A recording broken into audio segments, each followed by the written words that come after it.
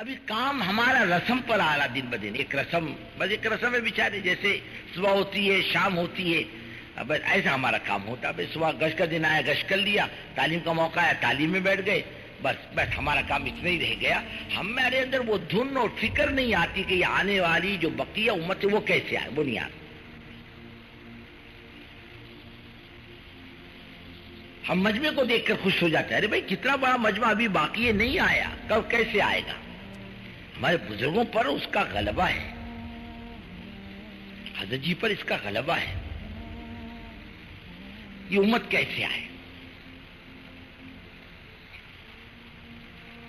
امت کے کانوں تک اللہ کی بات کیسے پہنچے. مولانا اظہار صاحب کو آپ نے دیکھا ہوگا کبھی پرانوں کی مجلس میں غصہ ہوتے ہوئے، ارے اللہ کے بندو کیا کر رہے ہو اپنے علاقے میں، ارے ایک مسلمان کو کم سے کم زندگی میں ایک دفعہ تو نماز پڑھا دو. وہ بھی نہیں ہوتا ہم سے. ہمارے دائیں بائیں آگے پیچھے کتنے اللہ کے بندے پڑے ہیں، ہم بالکل مستغنی ہیں ان سے. بس وہ اپنا لگا بندہ ہلکا ملاقات کرنے لے جائیں گے، وہ جو اپنے خاص لوگ ہیں، عام مسلمانوں سے ملاقات کو نہیں لے جاتے. قرآن بس ایک امانت کی شکل میں اس کو امت تک پہنچانا. اور کیسے پہنچانا ہے معلوم، کہ اللہ کے بندے کھڑے ہو جائیں اللہ کے دین کے کام کے لیے. ہمارے اور آپ کے پیچھے بڑھاپا ہے، بیماری ہے، نرم گرم ہے، ہم سارا کام تو نہیں کر سکتے. 2 آدمی 4 آدمی مل کر 10 آدمی مل کر پورے شہر پر محنت کر سکتے نہیں. جب تک کام بانٹو گے نہیں کام ہوگا نہیں. کام بانٹنا پڑے گا، کام بانٹ کر چلے گا. اور پھر بانٹنے میں اعتماد ہونا چاہیے ساتھیوں پر، بے اعتمادی نہیں ہونا چاہیے. کام کا محافظ تو اللہ، اس کی فکر مت کرو. کوئی گڑبڑ کرے گا اللہ چلنے نہیں دیتا، اس کے چکر میں مت پڑو. اصول اصول اصول کی بیماری پہ مت پڑو. بعض مرتبہ اصول کی بیماری میں کام کا ستیہ ناش کر دیتا ہے. یہ اصول وہ اصول، یہ دوسروں پر اصول فٹ کرتا، اپنے پر اصول فٹ نہیں کرتا. یہ اصولوں کے جھگڑے شروع ہو جائیں گے. نہیں، بلکہ بزرگوں کام کی حفاظت تو اللہ کریں گے. کام کا مزاج غلط راہوں پر نہیں چلتا. جو چلے گا اس کو صحیح آدمیوں کو تو کھینچ کے لائے گا اپنے راستے پر. کام کھینچ کے لاتا ہے، نہ تو چھٹی کر دیتا بھاگ جا تیرے گھر. کام کا یہ مزاج ہے. اب دیکھو اتنا زمانہ ہو گیا بزرگوں کام کرتے ہوئے، ایک بات تجربے میں آئی کہ کام کرنے والا اگر تیری میری کرے، گروپ بنائے، عیب جوئی میں پڑے تو خدا اس سے کام نہیں لیتا. جا بابا جا، چھٹی تیری، جا اپنا کام کر، جا کھا لے کما لے جا. لیکن خدا دین کا کام نہیں لے گا. بیعت تو اللہ کی ذات ہے اور معصوم انبیاء علیہ السلام. آدمی میں نرم گرم ہے، عیب ہے، کمزوریاں ہے، کس میں نہیں؟ آئیے عبداللہ کلّہ علمہ، کون سا بندہ گنہگار نہیں ہے، کس میں کمزوری نہیں؟ ہم جتنے بیٹھے ہوئے ماشاءاللہ اس میں اکابرین بھی ہوں گے، کھڑے ہو کر بتلا دے میں نے زندگی میں کوئی غلطی نہیں کی. ہے کوئی ایسا؟ ہر ایک آدمی کمزور ہے. ایک مرتبہ ایک عالم کو، مولوی صاحب کو مولانا الیاس رحمۃ اللہ علیہ نے جماعت دی، اور جماعت گڑبڑی تھی. کیسی تھی؟ گڑبڑ والی جماعت تھی. وہ آگے جا کے گڑبڑ کرنے لگی. وہ مولوی صاحب جماعت لے کے نظام الدین واپس آئے. حضرت مولانا الیاس رحمۃ اللہ علیہ نے سمجھا بجھا کر پھر انہیں آگے روانہ کیا. وہ پھر آئے جھگڑ شگڑ کے، پھر سمجھا بجھا کے روانہ کیا. پھر آئے تیسری دفعہ، بولے حضرت کوئی اچھی جماعت دو. یہ کیا بگڑی ہوئی جماعت دے دی؟ فرمایا مولوی صاحب یہی مال آتا ہے اپنے پاس. کون سا مال آتا ہے؟ ایسے ہی اسی کو ٹھوک ٹھاک کے برابر کرنا ہے. ویسے اپنے کمپنی میں کیسے مال آنے والا؟ یہ بھنگار کا مال آنے والا.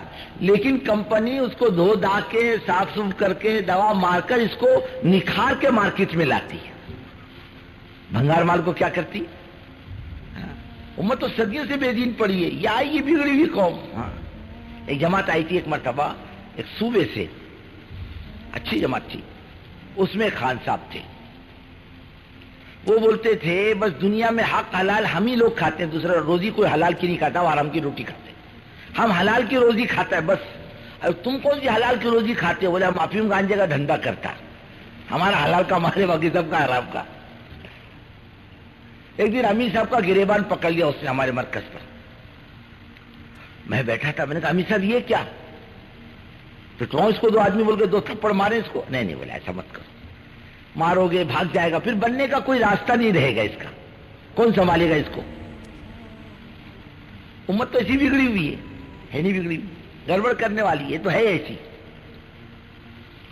اسی کو ٹھوک ٹھاک کے برابر کرنا. ایک آیا کہنے لگا کہ جتنے دادا لوگ ہیں سب کی لسٹ دے دو میرے کو.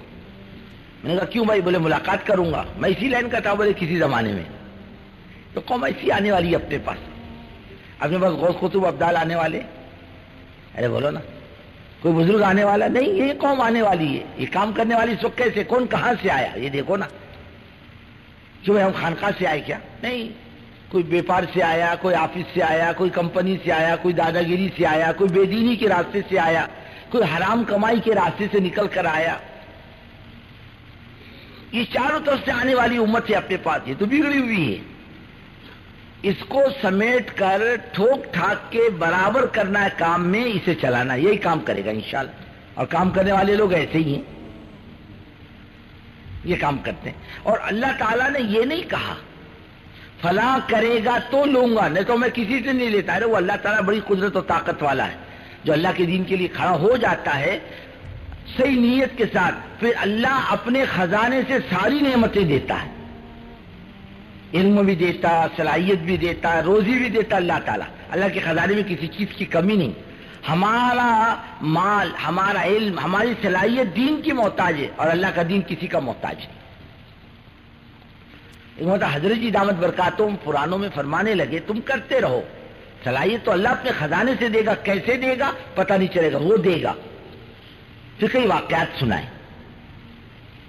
اس میں ایک واقعہ یہ بھی سنایا، ایک جماعت کہیں پیدل سفر کر رہی تھی. اس میں ایک بستی پر سے گزر ہوا، وہ بستی مرتد بستی تھی، 100% مرتد ہو چکی تھی، سب مسلمانوں کی بستی تھی. تو ان لوگوں نے دیکھا مسجد ہے بستی میں، بند تھی. وہ پہنچ گئے. وہ بستی والوں نے کہا بھائی سب جاؤ آگے جاؤ، یا ٹریننگ جو تھی، ہمارا تمہارا کوئی تعلق باقی نہیں رہا. امیر صاحب نے کہا اتنی بے دردی سے تو بات مت کرو، ہماری بات سن لو. پڑ گئی تو بہت اچھا، نہیں پٹی تو کوئی زبردستی تو نہیں ہے. تمہیں تبلیغ والے ڈنڈا لے کے پھرتے کیا؟ ارے بولو نا، جو نہیں مانے گا تو بولے مانیں گے اس کو. نہیں سن لیا بہت اچھا، نہیں سنا تو خاموش. بولے کوئی دو بات ذرا ڈھنگ کی کہتے ہیں، سمجھ میں آئے تو کر لو، نہیں آیا تو ہماری کوئی زبردستی نہیں. تو مقامی لوگوں نے کہا ٹھیک ہے، اگر ہم کو نہیں پٹی تو ہم آپ کو ٹھہرنے بھی نہیں دیں گے یہاں پر. بولے چلو منظور، جاؤ ساری بستی کو جوڑو جا کر. اور ساری بستی کو جوڑا جا کر. امیر صاحب نے 2 رکعت پڑھی، نے کہا اے اللہ